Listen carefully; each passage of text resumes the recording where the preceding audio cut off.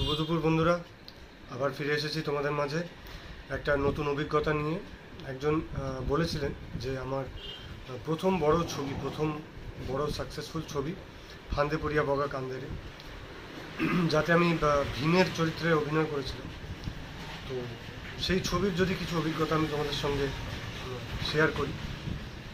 তো ওই ছবিটা এমন একটা ছবি যেটার প্রচুর প্রচুর প্রচুর অভিজ্ঞতা রয়েছে, কারণ ওটা এতটাই বড় ছবি। প্রায় 60 দিন আমি শুটিং করেছিলাম ওই ছবিটার জন্য।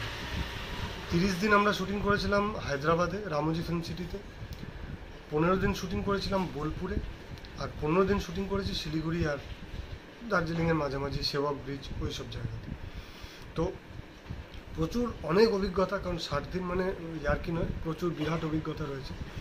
তো প্রথমে একটা ছোট্ট অভিজ্ঞতা দিয়ে আজকে তোমাদেরকে বলি, একটা কি দুটো অভিজ্ঞতা দিই। ফার্স্ট হচ্ছে যে চরিত্রটা আমি করেছিলাম, ভীম বলে যে চরিত্রটা করেছিলাম, মানে ওই চরিত্রটা সাউথে, মানে ছবিটা তো নকলই করা হয়েছে সাউথ থেকে। তো সাউথে যিনি করেছিলেন তার হাইট হচ্ছে 6 ফুট 6 ইঞ্চি, আমার হাইট হচ্ছে 5 ফুট 11 ইঞ্চি। তো সেই জায়গা থেকে দাঁড়িয়ে তার চেহারাটা হচ্ছে দশাশাই। সে অ্যাকচুয়ালি জিম বডি, আর আমি হচ্ছি চিরকালই একটু স্লিম ট্রিমের মধ্যে আমার চেহারাটা। আমি কখনোই খুব বিশাল বড় একটা আকার আমার শরীরে হয়নি বা হয়নি কোনোদিন।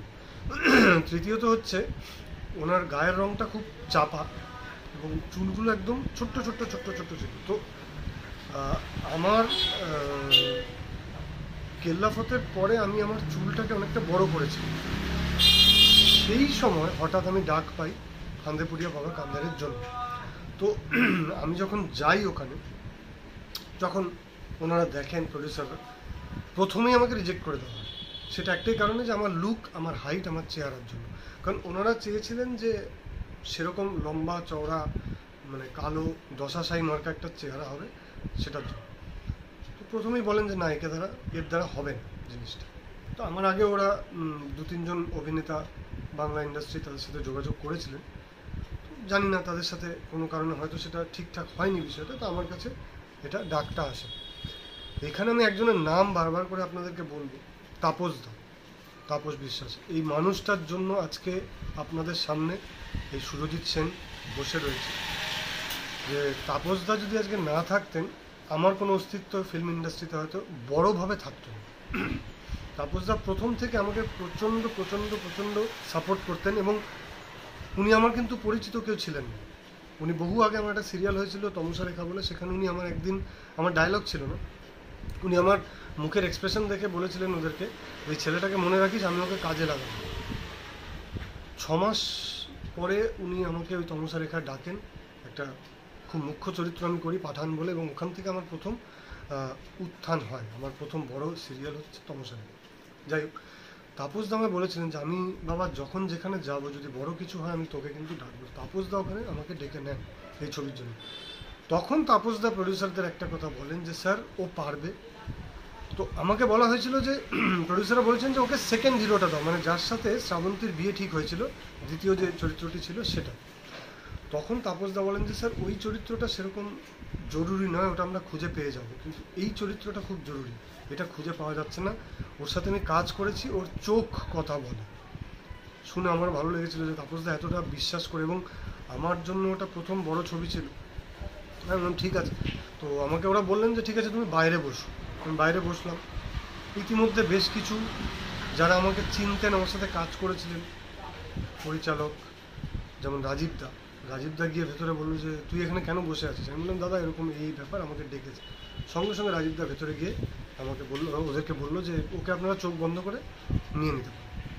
সলিলদা, এনকে সলিল, স্ক্রিপ্ট রাইটার, সলিলদা ওখানে ছিলেন। বললো আমি কেল্লা ফতে করেছি এর আগে ওর ছবি, ও খুব ভালো অভিনেতা, ওকে নিয়ে নিই। এটা ওনাদের আশীর্বাদ, ওনাদের ভালোবাসা আমার প্রতি। তো আমাকে অনেকক্ষণ বসিয়ে রাখার পরে একজন ওনাদের আসলেন টিম মেম্বার, এসে আমাকে বললেন যে শোন, তোর চুলগুলো কিন্তু একদম গুড়ি গুড়ি করে কেটে দেবো। আমি জানতাম যে ছুঁচ হয়ে ঢুকবো, খাল হয়ে বেরোবো, তো চুল কাটলে কাটুক, যা খুশি। বলছে তোকে কিন্তু কালো করে দেওয়া হবে। কোনো সমস্যা নেই। করে নিয়ে ওনারা আমাকে একটা বিরাট বড় শপিং মলে নিয়ে গেলেন, এবং ওখানে প্রায় 600 টাকা দিয়ে, তো সেই সময় 2011-র ঘটনা বলছি, 600 টাকা দিয়ে, ওই নর্মাল যেটা এখানে দোকানে 50 টাকা হয়ে যায় সেটা 600 টাকা দিয়ে আমার চুলটা কাটানো হলো। কাটানোর পরে আমাকে নিয়ে যাওয়া হলো মেকআপ রুমে। তখন হোয়াটসঅ্যাপ ছিল না, তো তখন মেল করা হতো। ধরুন আমার বাড়ি থেকে পাশের বাড়িতে যদি আমি কিছু পাঠাতে চাই সেটা আমাকে মেল করতে হবে। মানে আমি কথার কথা বলছি, ধরুন আপনি কলকাতা টালিগঞ্জে বসে আছেন আর আপনি রবীন্দ্র সরোবরে কাউকে একটা ছবি বা কিছু পাঠাতে চান, আপনাকে মেল করতে হবে। তখন হোয়াটসঅ্যাপটা ছিল না, তো ওনারা হোয়াটসঅ্যাপ করেন। তো হোয়াটসঅ্যাপ করার আগে যখন লুক টেস্টটা হয় তখন আমি ওনাদেরকে বলি যে আমার চোখের কাজলটা একটু মোটা করে বাড়িয়ে দিন। আর আমাকে যখন প্রডিউসাররা দেখেন তখন ওরা বলেন যে শরীর বড় করতে হবে, চরিত্রটার নাম ভীম, তোমাকে ভীমের মতন দেখতে হবে। আমি বললাম যে শরীর কতদিন সময় আছে? বললো মাসখানেক। আমি বললাম স্যার মাসখানেকের মধ্যে আমি বডি কী করে বড় করব? আমি যেটা শুরু করি, আমি প্রচুর পরিমাণে ভাত খেতে শুরু করি, আর এমন জিনিস যাতে শরীরে একটু মেদ লাগে। তো প্রচুর প্রচুর প্রচুর খাওয়া দাওয়া বাড়াতে বাড়াতে যেটুকুন যা চেহারা আপনারা দেখছেন, আমি হাঁটতাম একটুখানি এরম করে, নর্মালভাবে হাঁটতাম, যাতে চরিত্রটা স্বাভাবিক থেকে একটু বড় মনে হয়, একটু মানে উঁচু মনে হয়, লম্বা চওড়া মনে হয়। হলো, করতে করতে লুক টেস্ট পাঠানো হলো। লুক টেস্টে ওনাদের একদম পছন্দ হয়ে গেছে, কারণ আমার চেহারা মানে মুখটা চুলটা মিলে গেছে যে সাউথে যিনি করেছিলেন। সঙ্গে সঙ্গে ফাইনাল হয়ে গেল।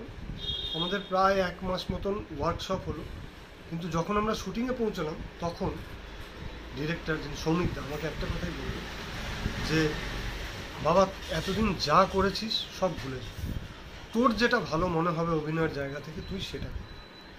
আমি বললাম ঠিক আছে দাদা, এটা তো আমার জন্য, কারণ একটা অভিনেতাকে যদি ছাড় দেওয়া হয় না, বেঁধে না দিলে, তাহলে সে অনেক বেশি ভেতর থেকে বের করতে পারে। এবং বাকিটা ইতিহাস আমার জীবনে। মানে আমার নাম অনেকেই হয়তো জানতো না এই ভাইরাল হওয়ার আগে। তা আমি যদি কোথাও দিয়ে যাচ্ছি ফান্দেপুরিয়া বাগান্দারে, ফান্দেপুরিয়া এরকম করে ডাকতাম। তো আমার জীবনে ওটা একটা স্ট্যাম্প হয়ে গেছে, একটা মার্কা হয়ে গেছে আমি ওই ছবির থেকে। আমার জীবনে আরও অনেক অনেক অভিজ্ঞতা আছে, আমি তোমাদেরকে জাস্ট শুরুটা বললাম যে কীভাবে হয়েছিল। তো একদম ঠান্ডা ডিসেম্বর মাসে আমরা শুটে গেছিলাম। আরও অভিজ্ঞতা নিয়ে আমি তোমাদের কাছে আসবো। আপাতত এইটুকুনি থাক, ভালো থেকো, সুস্থ থেকো।